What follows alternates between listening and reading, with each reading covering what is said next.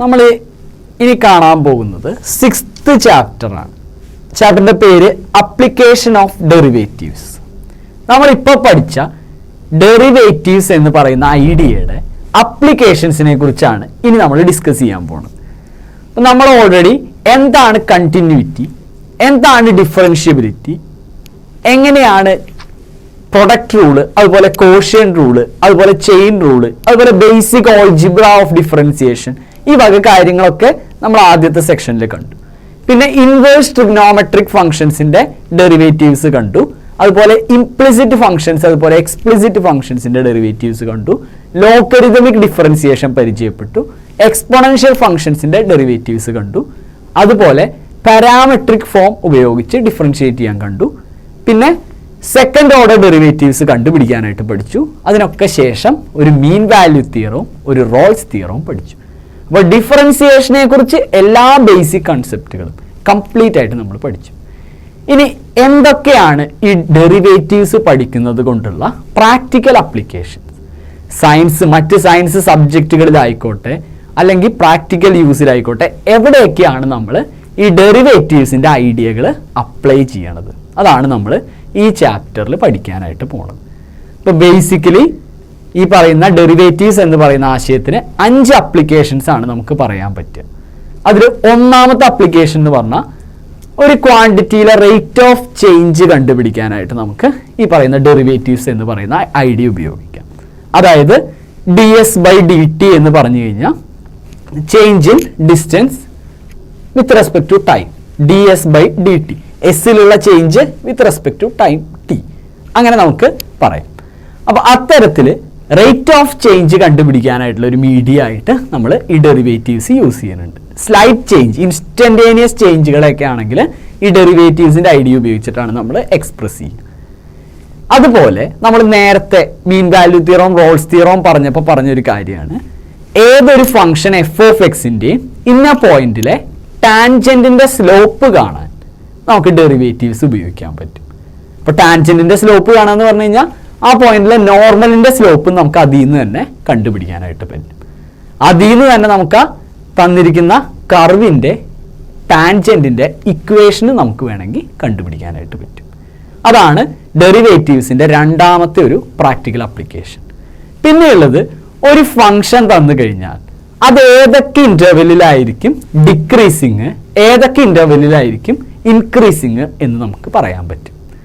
കൂടാതെ കാൽക്കുലേറ്റർ ഉപയോഗിച്ച് ചെയ്യേണ്ട ചെറിയ അപ്രോക്സിമേഷൻസ് നമുക്ക് ഈ ഡെറിവേറ്റീവ്സിൻ്റെ ഐഡിയ ഉപയോഗിച്ചിട്ട് ഈസി ആയിട്ട് കണ്ടുപിടിക്കാൻ പറ്റും. ഇപ്പോൾ √36.6, √25.5 ഇത്തരം വാല്യൂസ് ഒക്കെ നമുക്ക് വേണമെങ്കിൽ പെട്ടെന്ന് തന്നെ ഡെറിവേറ്റീവ്സിൻ്റെ ആശയങ്ങൾ ഉപയോഗിച്ച് കണ്ടുപിടിക്കാൻ പറ്റും. അതുപോലെ ഒരു ഫംഗ്ഷൻ്റെ മാക്സിമം മിനിമം വാല്യൂ കണ്ടുപിടിക്കാനും നമ്മൾ ഈ ഡെറിവേറ്റീവ്സിൻ്റെ ഐഡിയ യൂസ് ചെയ്യും. ഇതൊക്കെയാണ് ഡെറിവേറ്റീവ്സ് പഠിക്കുന്നത് കൊണ്ടുള്ള ബേസിക് ആയിട്ടുള്ള അപ്ലിക്കേഷൻസ്. അതിനെക്കുറിച്ചാണ് നമ്മൾ ഈ ചാപ്റ്ററിൽ ഡീൽ ചെയ്യാൻ പോകുന്നത്. അപ്പോൾ അതിൽ നമ്മൾ ആദ്യമായിട്ട് കാണാൻ പോകുന്നത് ഫസ്റ്റ് അപ്ലിക്കേഷൻ എന്ന് പറഞ്ഞാൽ rate of change of quantities. Derivatives എന്ന് പറയുന്നത് ക്വാണ്ടിറ്റീസിൻ്റെ റേറ്റ് ഓഫ് ചേഞ്ച് കാണാനാണ് യൂസ് ചെയ്യണത്. അപ്പോൾ അത് ഒരു എക്സാമ്പിൾ പറയുകയാണെങ്കിൽ, ഇപ്പോൾ ds/dt എന്ന് വെച്ചാൽ derivative of s with respect to t എന്ന് പറയുന്നത് which denotes rate of change of distance s with respect to time t. ഇപ്പോൾ ഈ ds/dt എന്ന് പറഞ്ഞു കഴിഞ്ഞാൽ ഫിസിക്സിലൊക്കെ പറയുകയാണെങ്കിൽ എസ്സിലുണ്ടാവണ change with respect to t, അതിനെയാണ് നമ്മൾ ds/dt എന്ന് കാണിക്കുക. ഇതുപോലെ ജനറലൈസ് ചെയ്ത് പറയുകയാണെങ്കിൽ, ഇപ്പം നമ്മുടെ y എന്ന് പറയുന്ന ഒരു ക്വാണ്ടിറ്റി ഉണ്ട്, സ്പീഡ് എന്തോ ഒരു ക്വാണ്ടിറ്റി ഉണ്ട്, which varies with another variable അല്ലെങ്കിൽ അനദർ ക്വാണ്ടിറ്റി എക്സ്. ഈ y എന്ന് പറയുന്ന ക്വാണ്ടിറ്റി എക്സ് എന്ന് പറയുന്ന മറ്റൊരു ക്വാണ്ടിറ്റിക്ക് ആനുപാതികമായിട്ട് ചേഞ്ച് ചെയ്തുകൊണ്ടിരിക്കണമെന്ന് വെക്കുക. അങ്ങനെയാണെങ്കിൽ satisfying some rule y = f(x), ഒരു റിലേഷൻ ഉണ്ട് y-ഉം x-ഉം തമ്മിൽ, ആ ഒരു റിലേഷൻ വെച്ച് ഇത് ചേഞ്ച് ചെയ്തുകൊണ്ടിരിക്കുക എന്ന് വിചാരിക്കും. അങ്ങനെയാണെങ്കിൽ ദെൻ dy/dx അല്ലെങ്കിൽ f'(x) എന്ന് കണ്ടു കഴിഞ്ഞാൽ it represent rate of change of y with respect to x. അതിനെയാണ് നമ്മൾ dy/dx എന്ന് പറയുക. ഇതുപോലെ dy by dx at x equal to x naught ഇങ്ങനെ എഴുതി കഴിഞ്ഞാൽ, അല്ലെങ്കിൽ എഫ് ഡാഷ് എക്സ് നോട്ട് എന്ന് പറഞ്ഞു കഴിഞ്ഞാൽ, it represent the rate of change of y with respect to x at x equal to x naught. അപ്പോൾ dy by dx at x equal to x naught എന്ന് പറഞ്ഞു കഴിഞ്ഞാൽ അതിൻ്റെ അർത്ഥം dy by dx എന്ന് പറഞ്ഞാൽ അതിൻ്റെ അർത്ഥം rate of change of y with respect to x. അപ്പോൾ ഇവിടെ at x equal to x naught എന്ന് കാണിച്ചു കഴിഞ്ഞ് കഴിഞ്ഞാൽ അതിൻ്റെ അർത്ഥം rate of change of y with respect to x at x equal to x naught. അതിനെയാണ് നമ്മൾ dy by dx at x equal to x naught അല്ലെങ്കിൽ എഫ് ഡാഷ് എക്സ് നോട്ട് എന്ന് റെപ്രസെന്റ് ചെയ്യുക. ഇനി നമുക്ക് അടുത്തൊരു കേസ് കൂടി പറയണം. അതായത് if two variables x and y are varying with respect to another variable t. അതായത് നമ്മുടെ രണ്ട് വേരിയബിൾ ഉണ്ട്, എക്സും വൈയും. ഇത് രണ്ടും വേറൊരു വേരിയബിളിന് റെസ്പെക്ട് ചെയ്ത് മാറുന്നു എന്ന് വെക്കുക. അതായത് എക്സ് എന്ന് പറയുന്നതും ടിയിലുള്ള ഒരു ഫംഗ്ഷനാണ്, വൈ എന്ന് പറയുന്നതും ടിയിലുള്ള ഒരു ഫംഗ്ഷനാണെന്ന് വെക്കുക.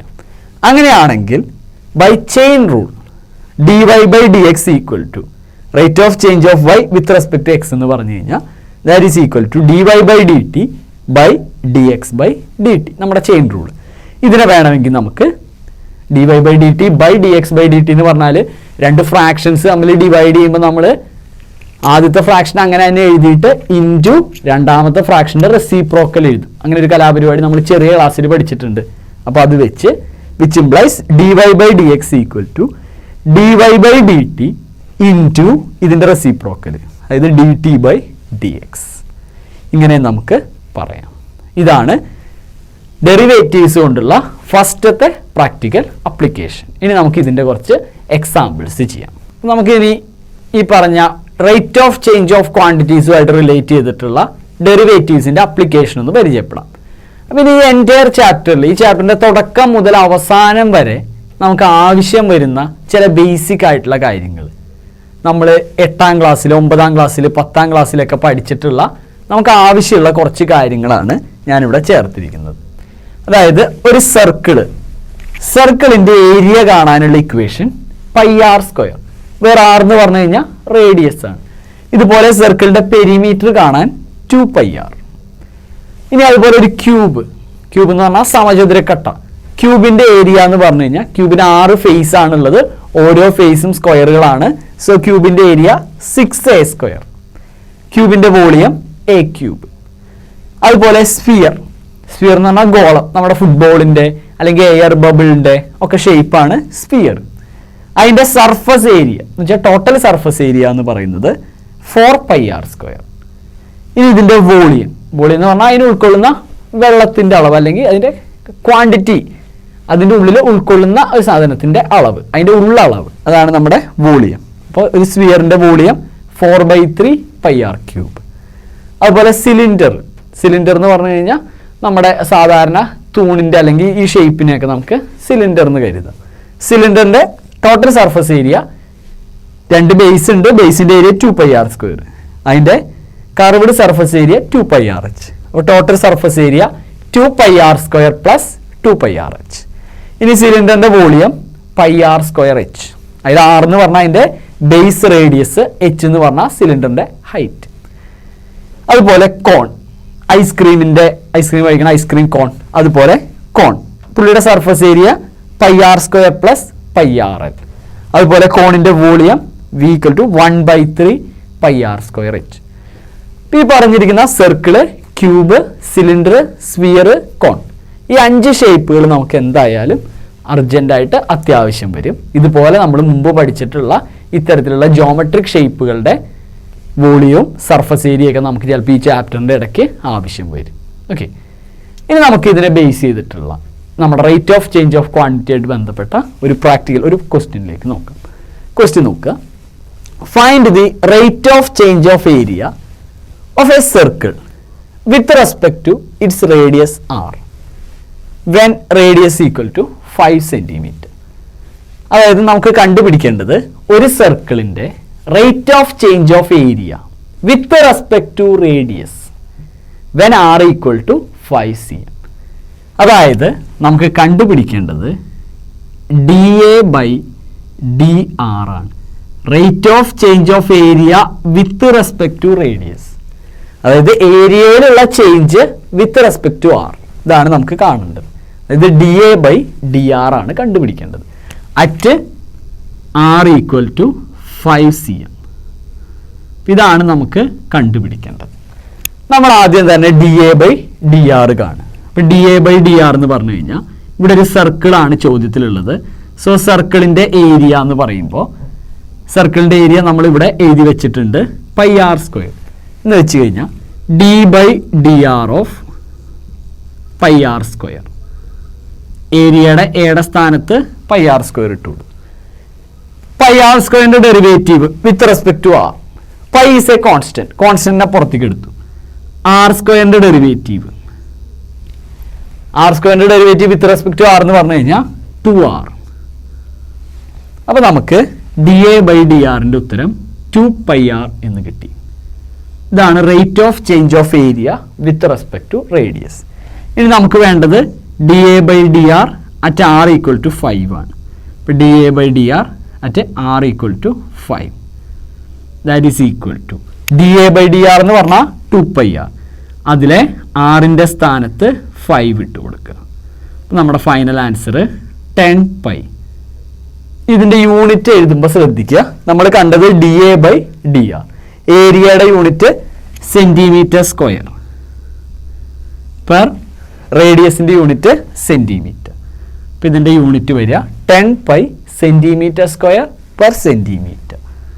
ഇങ്ങനെയാണ് D A by D R കാണുക. അതായത് rate of change of area with respect to radius at R equal to 5 ഇങ്ങനെയാണ് കണ്ടുപിടിക്കുന്നത്.